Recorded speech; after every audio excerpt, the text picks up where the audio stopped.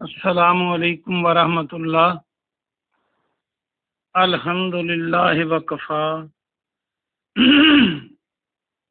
وسلام علی من لا نبی بعد۔ اللہ مہربان کے فضل و کرم سے ہمارا آج کا سبق سورہ المائدہ کی آیت نمبر 10 اور 11 ہوگا انشاءاللہ۔ اعوذ باللہ من الشیطان الرجیم، بسم اللہ الرحمن الرحیم۔ والذین کفروا، اور وہ لوگ جنہوں نے کفر کیا، وکذبوا، اور جھٹلایا۔ کذبوا آپ کئی بار پڑھ چکے ہیں، کاذب جھوٹے کو کہتے ہیں۔ بے آیاتنا، ہماری آیتوں کو۔ اولئک، یہ وہی لوگ، اصحاب الجحیم، اصحاب الجحیم صاحب جہنم ہیں، جہنم والے ہیں۔ اصحاب صاحب، با محاورہ ترجمہ سنیں۔ اور وہ لوگ جنہوں نے کفر کیا اور ہماری آیتوں کو جھٹلایا، وہی لوگ جہنم والے ہیں۔ یا ایھا الذین آمنوا، اے لوگو جو ایمان لائے ہو، یا اے ایمان والو۔ یا ایھا الذین آمنوا اذکروا، ذکر کرو، یاد کرو، نعمت اللہ ہے،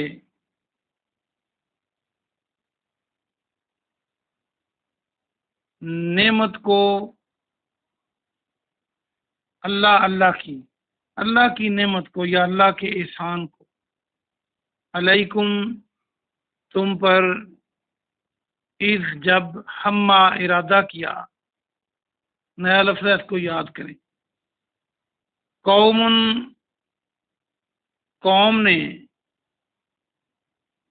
ان یبسطوا، کہ وہ بڑھائیں، ان کے یبسطوا، بڑھائیں، واو الف جمع کی علامت ہے، نیا لفظ ہے، اس کو بھی یاد کریں۔ الیکم، تمہاری طرف، ایدیہم، اپنے ہاتھوں کو، ید ہاتھ کو کہتے ہیں، تو ایدیہم، اپنے ہاتھوں کو۔ فکفا، تو روک دیا ہم نے، یہ بھی نیا لفظ ہے، اس کو یاد کرنا ہوگا۔ ایدیہم، فکفا، تو روک دیا اس کو، ہم نے نہیں ہے، اس میں نون نہیں ہے۔ فکفا، تو روک دیا اس کو، ایدیہم، ان کے ہاتھوں کو، عنکم، تم سے۔ واتقوا اللہ، اور ڈر جاؤ اللہ سے۔ وعلی اللہ، اور اللہ پر، فلیتوکل، پس توکل کریں، بھروسہ کریں۔ توکل ہم بولتے ہیں اردو میں بھی۔ فلیتوکل المؤمنون، سب ایمان والے، اللہ پر بھروسہ کریں سب ایمان والے۔ اب اس کا با محاورہ ترجمہ سنیں۔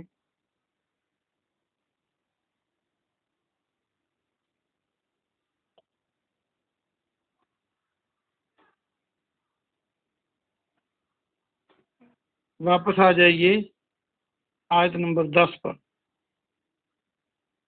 نہ آیت نمبر 9 کا با محاورہ ترجمہ کریں گے ہم۔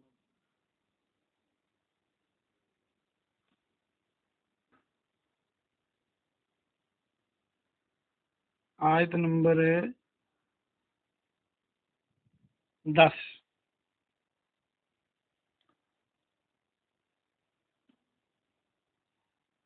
10 اور 11 ہے، تو 11 کا کریں گے۔ یا ایھا الذین آمنوا اذکروا نعمت اللہ علیکم، اے ایمان والو، تم اللہ کے اس احسان کو یاد کرو جو اس نے تم پر کیا، جب ایک قوم نے ارادہ کیا کہ تمہاری طرف اپنے ہاتھ بڑھائے، اپنے ہاتھوں کو بڑھائے، تو اس نے یعنی اللہ نے ان کے ہاتھوں کو تم سے روک دیا۔ اور اللہ سے ڈرو، اور مومنوں کو اللہ پر توکل کرنا چاہیے۔ بہت آسان سبق ہے آج کا۔ اس کی تفسیر کے لیے واپس آ جائیں آیت نمبر 10 پر۔ اللہ سبحانہ و تعالی نے قرآن مجید میں اکثر یہ انداز اپنایا ہے کہ جہاں ایمان والوں کا ذکر ہو وہاں پھر کافروں کا ذکر ہوتا ہے، جہاں جہنم کی بات ہو وہاں جنت کی بات ہوتی ہے، جہاں نیک اعمال کی بات ہو اس کے ساتھ برے اعمال کی بات ہوتی ہے۔ محسوس یہ ہوتا ہے کہ اچھے پہلو اور برے پہلو دونوں کو اکٹھا بیان کرنے سے دونوں کی اہمیت اجاگر ہو جاتی ہے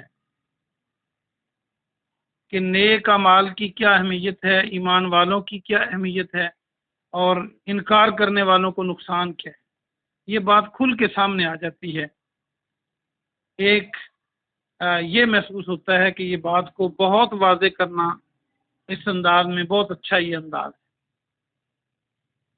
تو کل کے سبق میں ایمان والوں کا ذکر تھا، تو آج کے سبق میں پہلی آیت میں کافروں کا ذکر ہے۔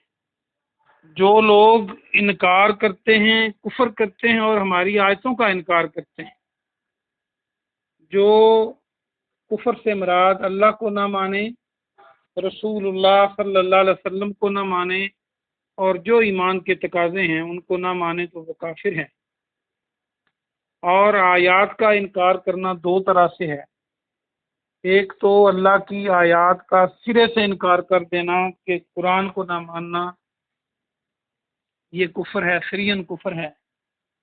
دوسرا زبان سے تو مان لینا لیکن عمل قرآن کی آیات کے مخالف کرنا، یہ بھی خطرے سے خالی نہیں ہے، کیونکہ اللہ پاک نے جہاں پر ایمان کا تذکرہ فرمایا ہے ساتھ ہی نیک اعمال کی بات کی ہے کہ عمل صالح جو ہیں وہ کریں، ایمان لائیں اور نیک عمل کریں، ان کے لیے وعدے ہیں جنت کے اور اچھے اجر کے۔ تو آیات پر عمل کرنا یہ گویا نیک کام کرنا ہے۔ اگر ہم اپنا نام مسلمانوں والا رکھ لیں لیکن عمل کے اعتبار سے ہمارا عمل جو ہے وہ قرآن اور حدیث کے مطابق نہ ہو، اللہ سبحانہ و تعالیٰ اور پیارے نبی جناب محمد صلی اللہ علیہ وآلہ وسلم کے فرمان کے مطابق نہ ہو، تو پھر جنت کیسے ملے گی؟ اللہ فرماتا ہے کہ جو ہماری آیات کا انکار کریں یہی لوگ جہنمی ہیں، یہی لوگ صاحب جہنم ہیں، یعنی جہنم کے یہ ساتھی ہیں۔ یہ بہت تنبیہ کا سٹائل ہے۔ یہ نہیں کہا کہ جہنم میں جائیں گے، وہ جہنم کے ساتھی ہیں، جب تک جہنم رہے گا وہ بھی اس میں رہیں گے، اور کفار کے مقابلے میں انکار کرنے والوں کے لیے کہا بھی گیا ہے کہ ہمیشہ ہمیشہ جہنم میں جائیں گے۔ اگلی آیت میں فرمایا ایمان والوں کو مخاطب کر کے کہ اللہ کی اس نعمت کو یاد کرو جب ایک قوم نے ارادہ کر لیا تھا کہ تمہاری طرف ہاتھ بڑھائے۔ ہاتھ بڑھانے کا مطلب یہ نہیں کہ سلام کے لیے ہاتھ بڑھایا تھا انہوں نے، یہ اس واقعے کی طرف اشارہ ہے جس میں یہودیوں نے مسلمانوں کو بالخصوص پیارے نبی جناب محمد صلی اللہ علیہ وسلم اور آپ کے صحابہ کو نعوذ باللہ شہید کرنے کا منصوبہ بنایا تھا۔ اس واقعے کا تذکرہ ہے۔ مفسرین نے کئی واقعات بیان کیے ہیں، جس میں ایک مشہور اور اہم واقعہ یہ ہے کہ یہودیوں نے یہ سازش کی کہ پیارے نبی صلی اللہ علیہ وسلم کو بلا کر گفتگو کی جائے، ساتھ آپ کے صحابہ ہوں گے، اور جہاں پر کھڑے ہو کر بات کرنا تھی وہاں پر مکان کی چھت سے چکی کا پارٹ رکھا ہوا تھا اور پلان انہوں نے یہ بنایا کہ دوران گفتگو بڑی احتیاط کے ساتھ اس پارٹ کو نیچے گرا دیا جائے اور وہ مسلمانوں کے نبی جناب محمد صلی اللہ علیہ وسلم کے اوپر گرے گا اور آپ شہید ہو جائیں گے اور سارا کام تمام ہو جائے گا۔ یہ اس منصوبے کے تحت انہوں نے بلا لیا۔ صحابہ کرام رضوان اللہ علیہ مجمعین تیار ہوئے، پیارے نبی بھی تیار ہو گئے۔ اللہ سبحانہ و تعالیٰ نے بدریہ وحی اپنے نبی کو بتا دیا کہ آپ کے خلاف یہ منصوبہ بن گیا ہے، تو آپ وہاں تشریف پھر نہ لے کے گئے، اور اللہ نے اس ناگہانی صورتحال سے بچا لیا۔ اللہ جب چاہتا ہے اپنے پیغمبروں کو بتا دیتا ہے، جب نہیں چاہتا نہیں بھی بتلاتا۔ جیسے کئی جنگوں میں، جیسے غزوہ احد میں، اگر ہر بات اللہ بتا دیتا تو مسلمانوں کو اتنا نقصان نہ ہوتا۔ یا جو صحیح بخاری کے اندر حدیث ہے کہ 69 صحابہ کو شہید کر دیا مخالفوں نے، پیارے نبی صلی اللہ علیہ وسلم سے لے کے جا کے پوری ٹیم کو اوپر حملہ کر دیا۔ اگر اللہ اس وقت بتا دیتا تو آپ کبھی اپنے ساتھیوں کو اس طرح نہ بھیجتے۔ تو بہرحال یہ اللہ کی مرضی ہے، کب بتاتا ہے کب نہیں بتاتا۔ تو یہاں پر اللہ نے اپنے پیغمبر کو بتا دیا، جنہوں نے اپنے ہاتھ بڑھائے تھے ان کے ہاتھ ناکام ہو گئے، ان کے ہاتھ، ان کا منصوبہ پیارے نبی صلی اللہ علیہ وسلم تک نہ پہنچا۔ آگے پھر اللہ یہ زور دیتا ہے کہ واتقوا اللہ، اللہ سے ڈرو،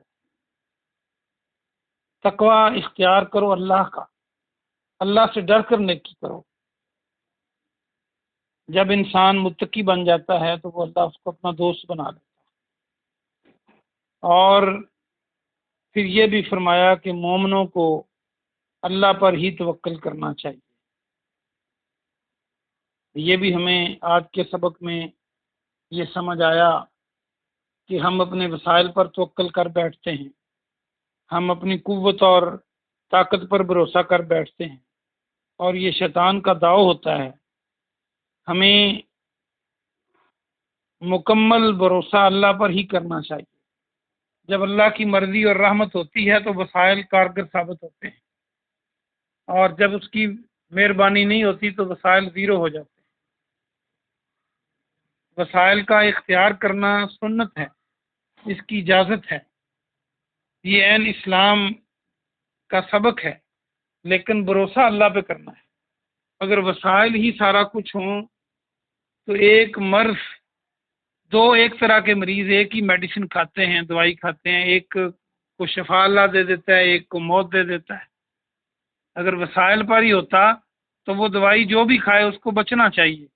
اس لیے توکل جو ہے فائنلی وہ اللہ سبحانہ و تعالیٰ پر ہی ہوگا، اور اسی کی مرضی اور اسی کی مہربانی سے وسائل کام کرتے ہیں۔ اللہ پاک سے دعا ہے کہ اللہ پاک آپ کو اور مجھے عمل کی توفیق عطا فرمائے۔ سبحان ربک رب العزت عما یصفون وسلام علی المرسلین والحمد للہ رب العالمین۔